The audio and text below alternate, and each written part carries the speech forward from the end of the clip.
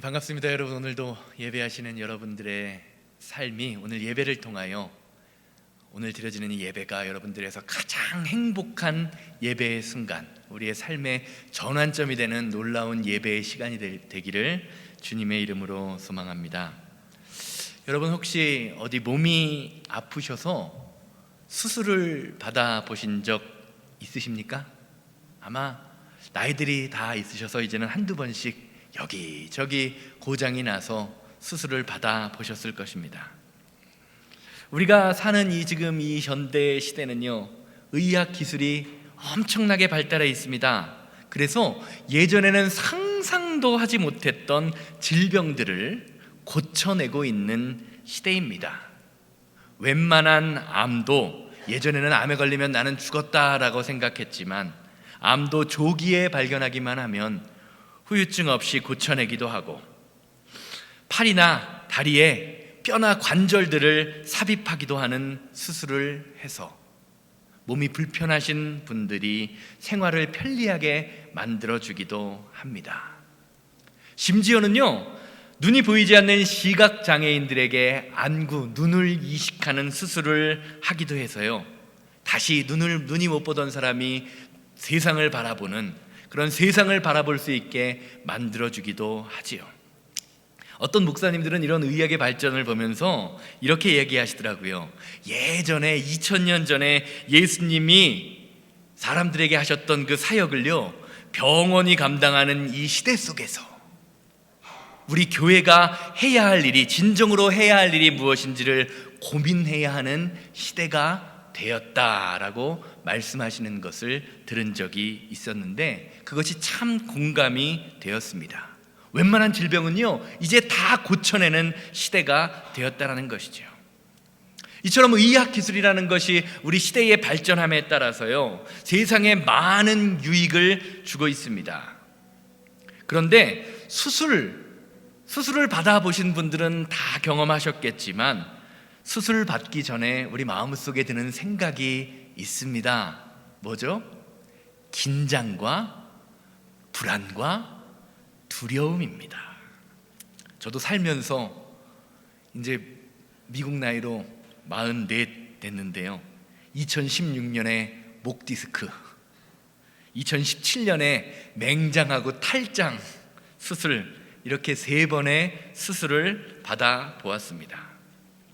아무리 작은 수술이라도요, 수술을 앞둔 환자의 마음은요, 수술이 잘 돼야 할 텐데라는 긴장감과 불안함이 마음속에 들더라고요.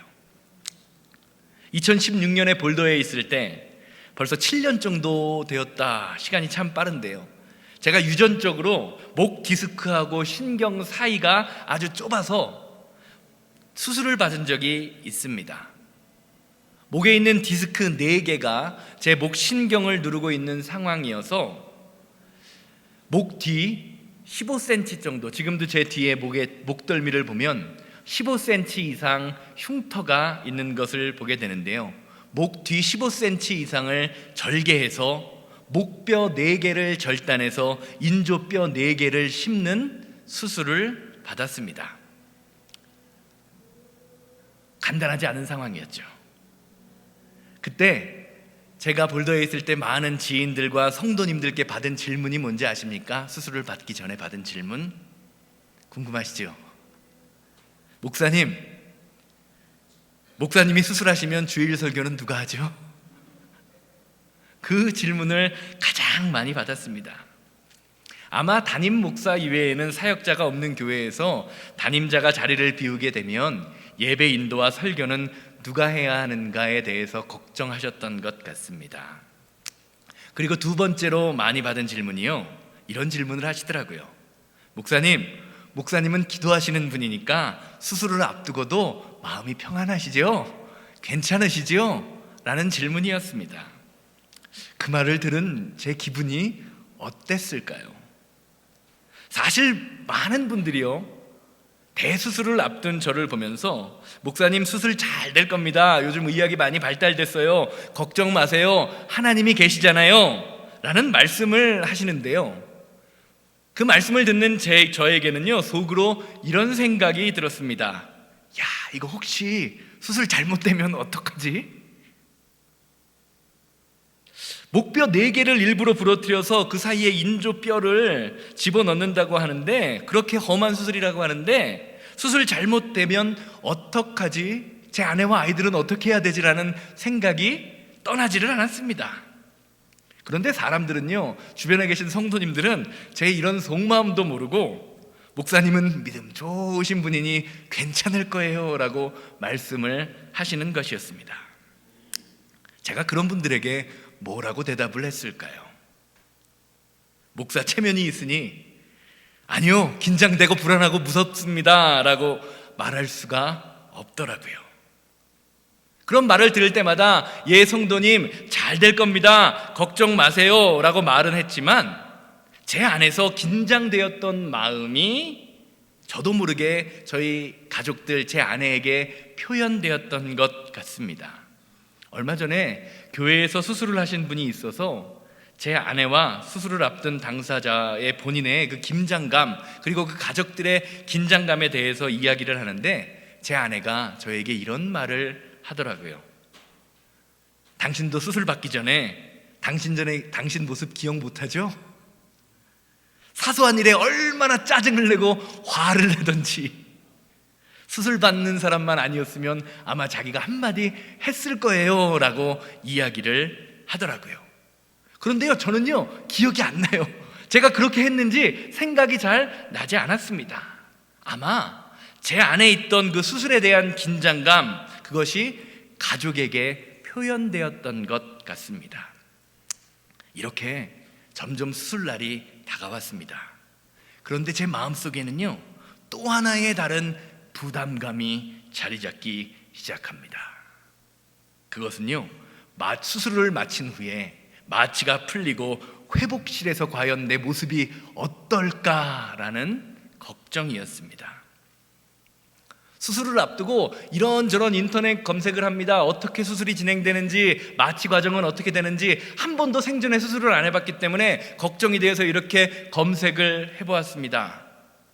그런데 인터넷 검색을 하다 보니까 많은 부분에, 많은 곳에서 수술 후 마취가 깨어나면서 비몽사몽간에 자기 마음속에 있는 본성이 드러난다. 어떤 사람들은 쌍 욕을 하기도 하고, 어떤 사람들은 막 자기도 모르는 그냥 헛소리들을 막 해대면서 자신의 마음속에 있는 이야기들을 다 한다라는 이야기가 들렸습니다. 목사인 제가 혹시 그 수술 깨는 가운데 비몽사몽간에 욕이라도 하면 어떡하나, 그런 생각이 들어서 걱정이 되더라고요. 결국 수술 날짜가 다가옵니다. 제 수술을 집도하던 담당 의사가 그리스도인인지, 수술하기 전에 의사가 제 손을 잡고 수술 잘 되게 해달라고, 하나님이 치료해달라고 기도해주고 수술실로 들어갔습니다. 그리고 5시간이 넘는 수술을요 무사히 마쳤습니다. 그런데 그 수술이라는 것이요 5시간이 지났는데 저는요 그냥 한숨 자고 일어나는 기분 같았습니다. 그래서 수술을 깨고 막 비몽사몽간에 있는데 제가 어떻게 했는지 아십니까? 깨자마자 처음 한 것이요, 이히 이러면서 막 노래를 불렀어요. 노래를 불렀대요. 따따라따따따 따따라따 히히 막 그렇게 노래를 불렀다고 합니다. 그러자 수술실에 있던 간호사가, 회복실에 있던 간호사가 비몽사몽간에 저에게 제 이름이 뭐냐고 묻더라고요. 그래서 제가 제 이름을 말했더니 수술 받으러 누구랑 왔냐라고 물어봐서 제 아내랑 왔다라고 이야기를 했습니다. 그러자 그 간호사가 아내 이름이 뭐냐라고 물어보더라고요. 그래서 제가 제 아내의 이름을 이야기한 후에, 한나구라고 이야기한 후에 제가 뭐라고 혼자 계속 중얼거렸습니다. 뭐라고 중얼거렸을까요? My wife is angel. My wife is little angel. 이렇게 중얼거렸다고 합니다. 그리고 회복실에 있는 사람들에게 이렇게 얘기합니다. Are you Christian? Do you believe in Jesus Christ? He is a savior. You have to believe in Jesus Christ to go to heaven. 그렇게 전도를 했다고 합니다. 개인적으로 이렇게 마취가 깨는 과정을 경험한 후에 스스로 이런 생각이 들더라고요. 내가 그리스도인으로서 그리고 목사로서 그래도 좀 괜찮은 사람이구나. 어떤 목사님은 수술해서 깨어나면서 막 욕을 하고 막 사람들에게 화를 냈다고 하는데, 그래도 자기 부인이 천사라고 이야기하고 예수님 믿고 천국 가라고 이야기하는 제 모습이 그래도 내가 좀 괜찮은 사람이라고 느껴졌던 것입니다. 스스로 만족함을 느낀 거예요. 그런데 문제는요, 마취가 깨는 가정 가운데에서 일어납니다. 회복실에서 돌아와서 병실에 누워 있는데 마취가 깨어나는 것이 저는 그렇게 힘든 것인지 처음 경험을 했습니다. 침대에 누워 있으면 괜찮은데 조금만 움직여도 머리가 어질어질하고 계속 토를 하는 것입니다. 그런데 병원에서는요, 빨리 걸어야 당신이 퇴원을 할 수 있다라고 하면서 목뼈를 일부러 부러뜨려 놓고 일어나서 걸으라고 하더라고요. 일어서지도 못하는 저를 억지로 일으켜 세우고 걸으라고 했습니다. 아무튼 이렇게 생전 처음 전신 마취의 그 고통을 경험하고 있는 가운데 어떤 분이 신방을 오셔서 방문을 하셔서 저에게 이런 말씀을 하시더라고요. 전신 마취를 한다는 것은 우리 몸이 죽었다가 살아나는 것과 비슷한 경험을 하는 것이다. 저는 이 말을 듣고요, 정신이 번쩍 들었습니다. 내가 수술한 것, 내가 전신 마취한 것이 죽다 살아난 것과 거의 비슷하다고?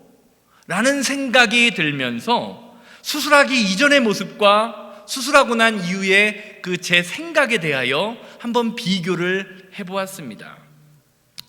제가 말씀드렸지만 제가 수술받기 전, 수술 날짜가 잡힌 한 달 보름 동안 저는요, 수술에 대한 걱정과 두려움으로 가득 차 있던 사람입니다. 저는 깨닫고 있지 못했지만 저의 행동으로 인해 제 아내와 가족들을 힘들게도 했습니다. 그런데 수술 과정에서 또 수술을 마친 후에 아무 탈 없이 잘 맞춰졌다고 해서, 그리고 그 과정 속에서 제가 전도를 했다는 그 사실 하나만으로 만족함을 얻고 있는 제 모습, 이 모습이요, 수술 이전과 이후의 모습을 비교할 때 아무리 생각해봐도 전혀 다른 사람처럼 제가 느끼고 있었더라고요. 사실 저는 목사로서 이렇게 매주 앞에서, 강단 앞에서 설교를 하면서 성도님들에게 어려움 앞에서 담대하십시오, 하나님이 지켜주실 것입니다 라고 말씀을 전했습니다. 그러나 막상 저희에게 문제가 닥쳤을 때, 어려움이 닥쳤을 때 담대하지 못한 제 자신, 그 연약함의 민낯이 아주 철저히 드러났던 것입니다. 제가 다른 분들에게 말은 하지 못했지만 저 자신은 속일 수가 없었던 것입니다. 사랑하는 여러분, 여러분은 어떠십니까? 여러분은 살면서 만나게 되는 어려움 앞에 당당한 신앙인 믿음의 사람의 모습으로 서 계십니까?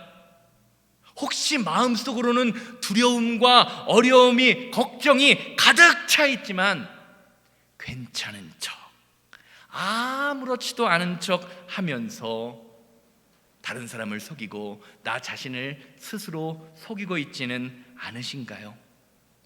왜 우리는 입술로는 우리를 인도하시는 하나님, 우리를 지켜주시는 하나님, 무한하신 하나님의 능력을 의지한다고 고백하면서 막상 우리 앞에 닥치는 고난과 어려움 속에서는 이렇게 한없이 무기력한 모습으로 설 수밖에 없을까요?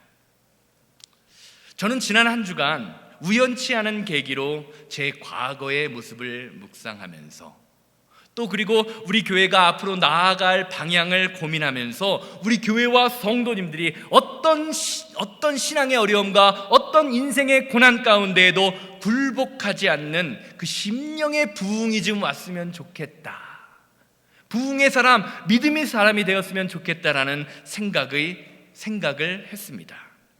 그리고 성경에서 부흥이라는 단어를 찾고 묵상해 보았습니다. 그런데 제가 부흥이라는 단어를 찾고 묵상하면서 성경이 말하는 부흥, 그 부흥이 참 한 가지, 부흥에 관하여 한 가지 참 재미있는 사실을 발견했습니다. 아마 교회를 조금이라도 다녀보신 분들, 특별히 한국 교회에서 신앙생활 해보신 분이라면 교회 안에서 가장 많이 쓰는 단어 가운데 하나가 부흥, 우리 교회가 부흥했으면 좋겠다라는 단어, 그 부흥이라는 단어를 생각하실 것입니다. 제가 새생명교회에 부임한 지도 어느덧 20개월, 이제 21개월이 거의 다 되어 가는데요, 가끔 제 주변 목사님들이나 한국에 계신 분들과 통화를 하다 보면요, 저에게 물어보시는 것이 한 가지 있습니다. 그것은 바로 어째 목사님이 부임하신 후에 좀 교회는 부흥되었습니까? 라는 질문입니다. 이 말이 어떤 말이죠? 부흥했느냐라는 말은요, 교회의 출석 인원이 좀 증가했느냐라는 말입니다. 이렇게 사람들이 생각하는 교회의 부흥을 판단하는 기준이 출석 인원의 증가, 재정의 증가에 있는 것입니다. 그래서 사람들은요, 어떤 교회가 급격하게 성장하면요, 그 교회의 성장의 비결이 무엇인지를 궁금해하며 성장의 비결을 연구하기도 합니다.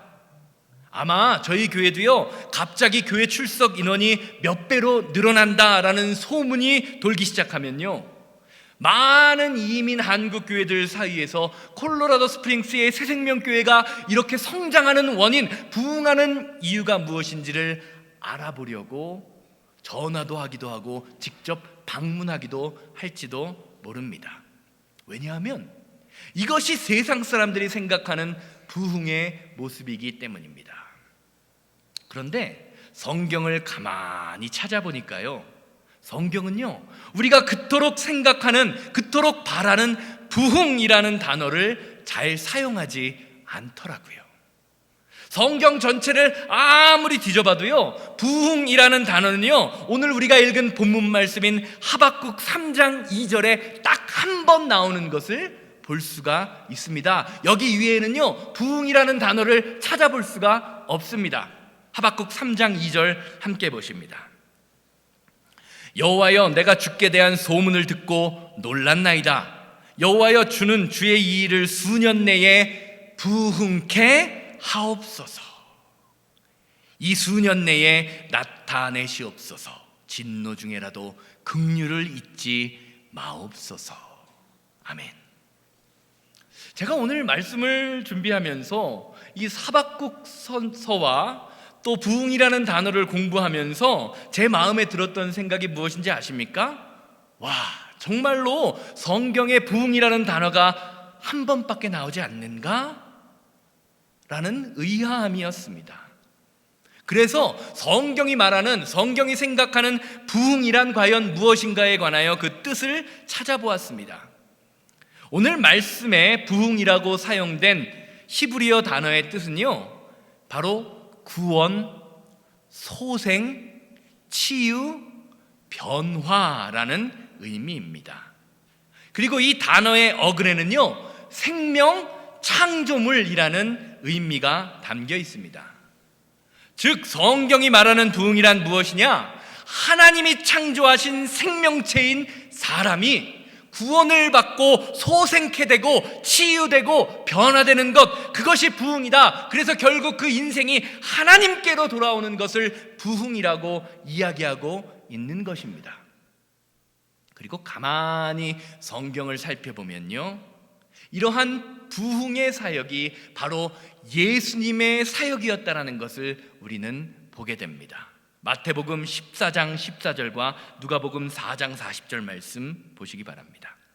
예수께서 나오사 큰 무리를 보시고 불쌍히 여기사 그 중에 있는 병자를 고쳐주시니라. 누가복음 4장 40절 이어서 읽습니다. 해질 무렵에 사람들이 온갖 병자들을 데리고 나오매 예수께서 일일이 그 위에 손을 얹으사 고치시니. 성경을 보면요, 예수님이 고치셨다, 치유하셨다라는 단어가 엄청나게 많이 등장하는 것을 보게 됩니다. 저는요, 단순히 예수님의 사역이요, 환자를 고치시는 치유 사역만을 하셨다라는 것을 말씀드리는 것이 아닙니다. 성경을 보면요, 예수님을 만났던 모든 사람들은요, 그들의 삶 속에 있는 과거의 아픔과 상처가 회복되고 변화되는 능력의 사건이 일어났음을 보게 됩니다. 실례로 돈에 묶여있던 삭개오, 관계에 묶여있던 삭개오는요, 예수님을 만난 이후에 돈과 관계의 문제를, 사람과의 관계의 문제를 완전히 회복되었습니다. 예수님께서는요, 또한 배고픈 자, 마음이 상한 자를 찾아가 그들을 하나님의 이름으로 회복시키십니다. 예수님의 삶을 통하여, 예수님의 행동을 통하여 성경이 말하는 부흥의 역사가 예수님의 삶의 자리에 일어나게 된 것입니다. 사랑하는 여러분, 부흥은 교회의 사명입니다. 믿으십니까? 그렇기 때문에 우리 교회를 통하여 복음을 모르는 세상 사람들이, 우리 교회 성도님들, 저와 여러분들의 만남을 통하여 구원의 사건이 일어나고 영혼이 소생되며 치유와 변화가 되는 사건이 우리 교회 안에서 날마다 일어나야 한다는 것입니다. 지난주에도 살펴보았지만 우리 교회 안에서 사랑의 능력이 날마다 선포되고 구원의 사건이 일어나고 영혼이 소생되고 치유되고 회복되는 사건이 날마다 모임과 모임 가운데 날마다 일어난다면 우리 교회에 다니는 성도님들이 얼마나 행복하고 얼마나 감사할까요? 다 같이 다시 한번 따라해 주시기 바랍니다. 이런 교회가 되게 하소서. 이런 교회가 되기를 원합니다.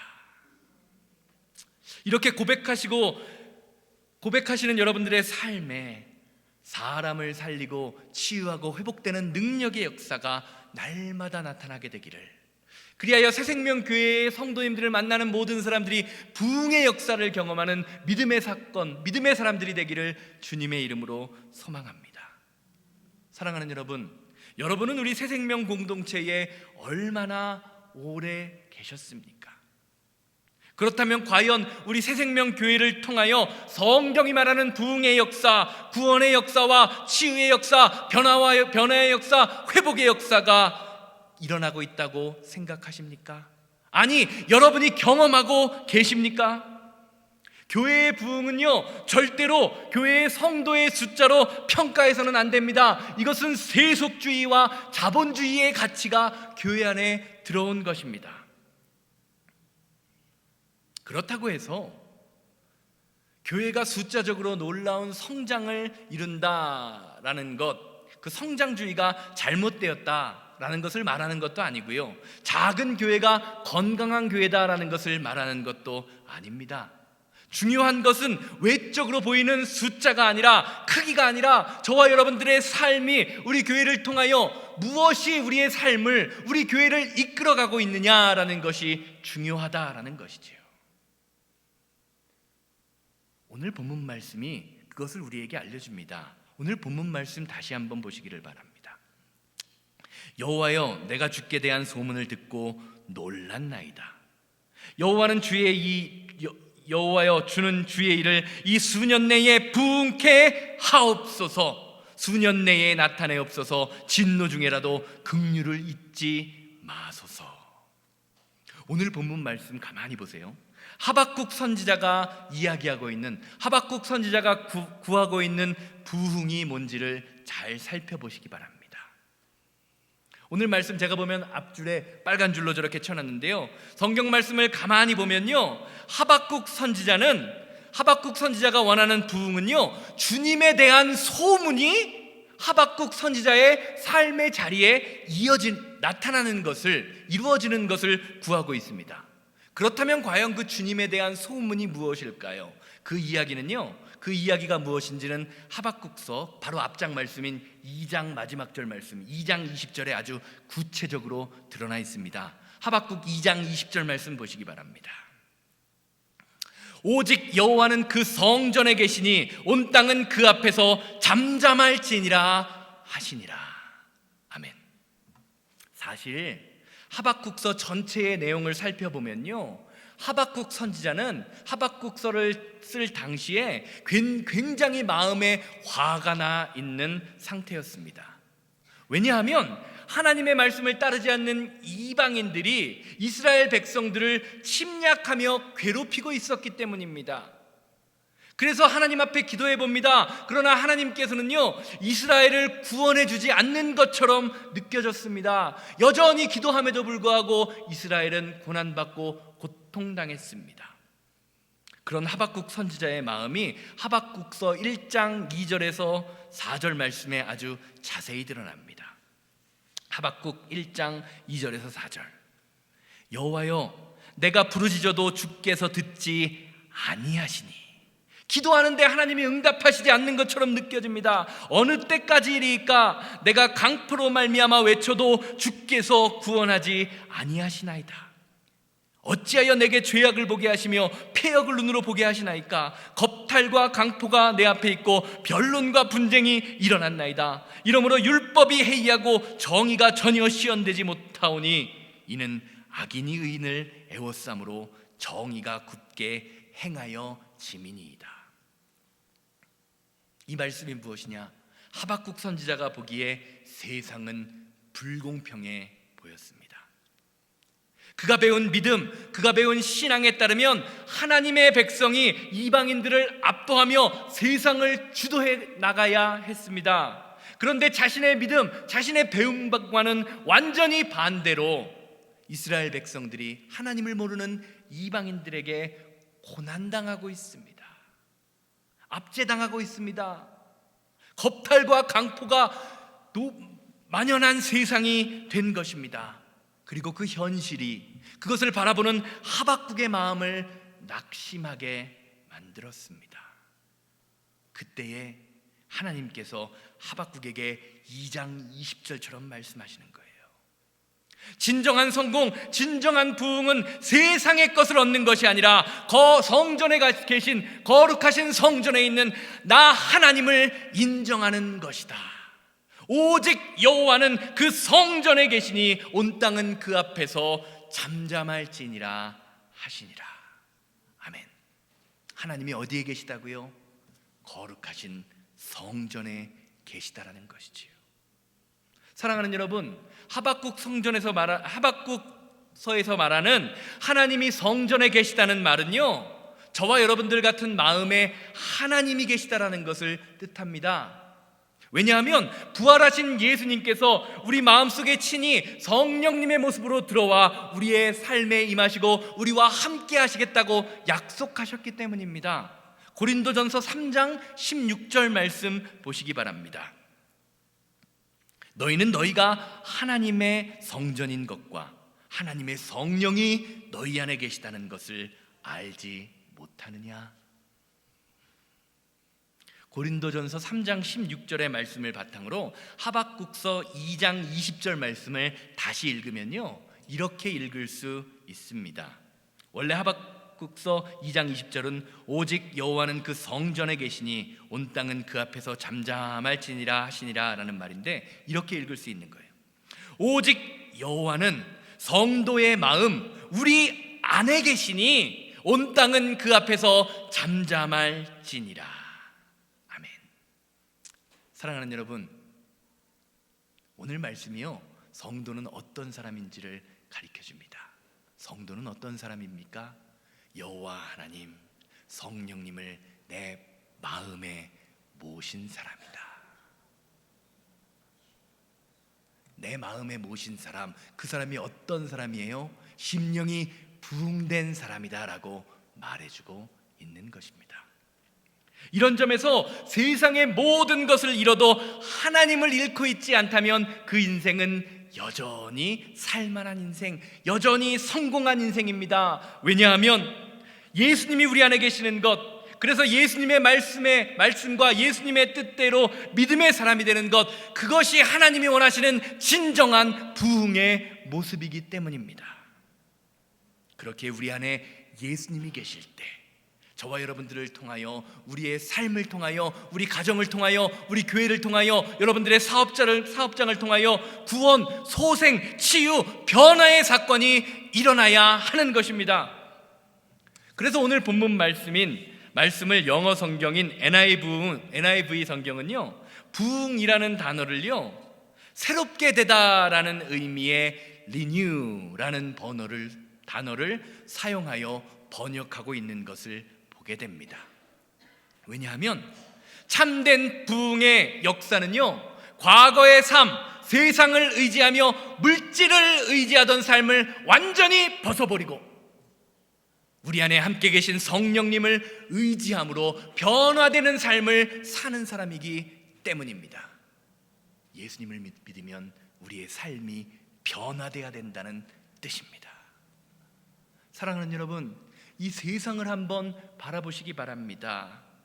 세상은요, 문화적으로, 과학적으로, 기술적으로 나날이 발전하고 있습니다. 그런데 이렇게 눈부시게 발전하는 사회 속에서도요, 여전히 자신의 삶의 의미를 찾지 못하고 마약이나 노름과 술과 같은 그 세상 것에 빠져서 살아가는 사람들이 얼마나 많이 있습니까? 물질에 사로잡혀서 앞뒤 분간하지 못하며 살아가는 사람들이 얼마나 많이 있습니까? 세상의 것은 다 누리고 살아가는 것 같은데도 여전히 자신의 마음 하나 다스리지 못해서 우울증 때문에 불안해하는 사람들, 그래서 알약이 없이, 수면제 없이는 잠을 자지도 못하면서 나는 괜찮다, 나는 정상이다, 나는 잘 살고 있다라고 스스로 자기 최면을 거는 사람들이 얼마나 우리 주변에 많은 것을 보고 있습니까? 사랑하는 여러분, 믿음을 가진다, 그래서 내 삶이 부흥된다라는 것은요, 나의 아픔과 상처와 고난과 나의 인생을 십자가 앞에, 예수님의 십자가 앞에 완전히 포기하며 내려놓는 것입니다. 아까 우리 최민우 권사님 기도하신 것처럼 예수님 앞에 모든 것을 내어드리고 내 것이 아님을 인정하는 것이라는 말입니다. 그러면요, 예수님께서 예수님의 십자가의 보혈의 능력으로 저와 여러분들의 인생을, 믿음을 회복시켜 주시고 부흥시켜 주실 것입니다. 심령의 부흥이 일어남으로 인하여 구원의 기쁨이 회복되고 치유의 변화가 일어나는 믿음의 실체가 저와 여러분들의 삶에 드러나게 된다는 것입니다. 사랑하는 여러분, 구원의 기쁨, 구원의 감격함이 여러분의 마음속에 있으십니까? 오늘 이 시간 예배를 드림에 기쁨이 되고 감사가 넘치며 어쩔 줄 모르는 그 기쁨, 하나님이 주시는 그 십자가의 능력이 나타나고 있으십니까? 심령의 부흥이 일어나면요, 구원의 기쁨이 회복됩니다. 우리의 삶에 치유와 변화의 역사가 일어나게 됩니다.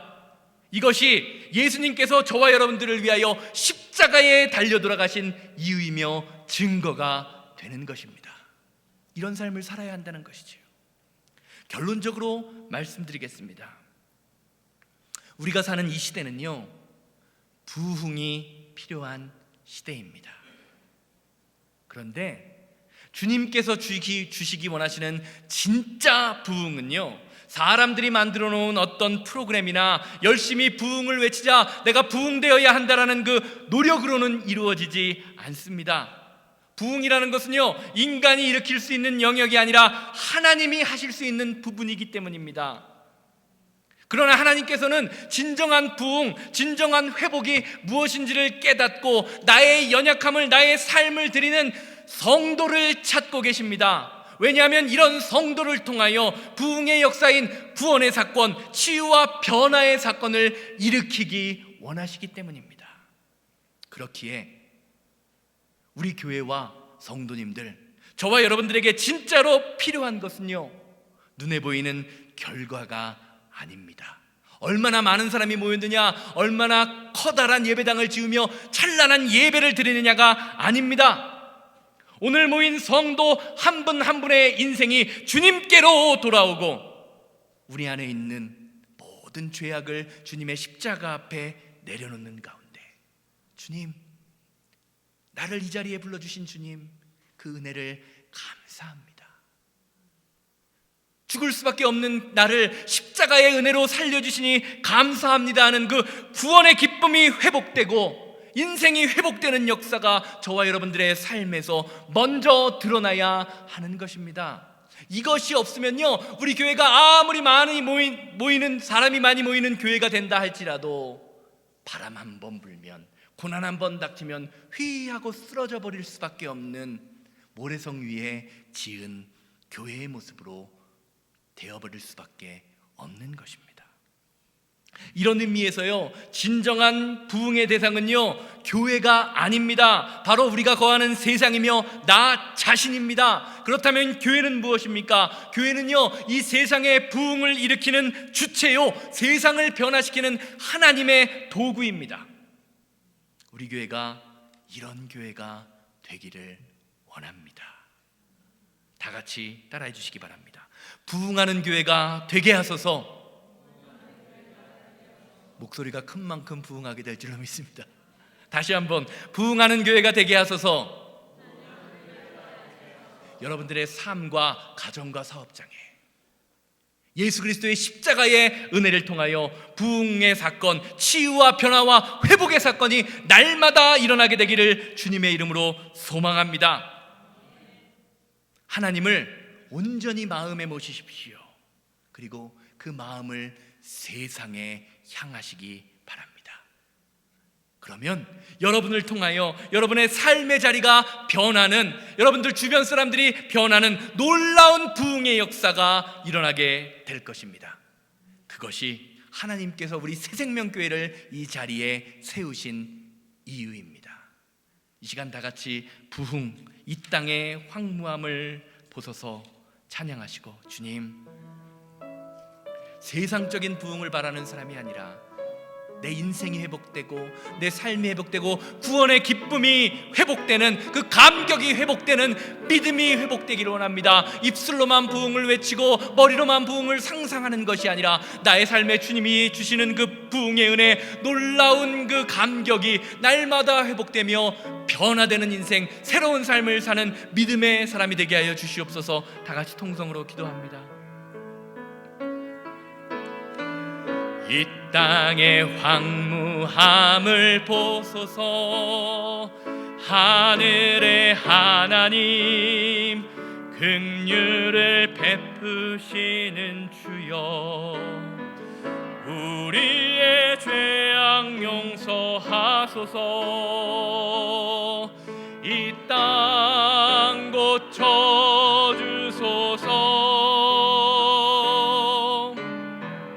이제 우리 모두 하나 되어 이 땅에 무너진 기초를 다시 쌓을 때 우리의 우상들을 태우실 성령의 불 임하소서.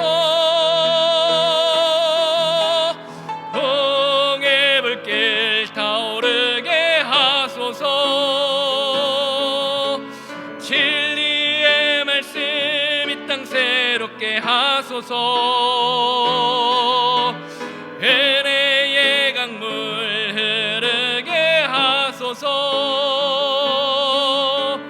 성령의 바람 이제 불어와 주의 영광 가득한 새날 주소서.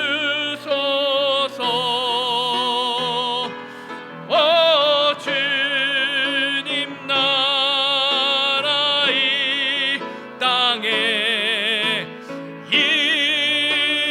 임하소. 다 같이 기도드립니다. 자유롭고 거룩하신 하나님 아버지, 은혜와 사랑을 감사합니다. 아버지 하나님, 우리의 삶에 오직 하나님만 의지하는 심령의 부흥이 차고 넘치게 하여 주시옵소서. 지금까지 엉터리로 살아왔던 우리의 마음과 우리의 심령을 오직 주님의 십자가 십자가 앞에 내려놓아서 사랑이 풍성한 교회, 그리하여 회복이 일어나는 진정한 부흥과 회복이, 치유와 변화가 일어나는 믿음의 교회가 될 수 있도록 아버지, 우리 교회를 붙잡아 주시옵소서. 내가 먼저 회복되기를 합니다. 우리 교회가 회복되기를 합니다. 성령 하나님이 우리와 함께하여 주시어서 예수 그리스도로 변화되는 교회, 예수 그리스도만으로 생명을 얻고 만족함을 얻는 믿음의 인생들이 될 수 있도록 아버지여, 우리의 마음과 생각을 주장하여 주시옵소서. 주님 없이는 아무것도 아님을 믿음으로 고백하게 하시고, 성전에 계신 하나님, 우리의 마음 안에 계신 그 하나님을 날마다 느끼며 하나님의 인도함을 받고 살게 하여 주시옵소서.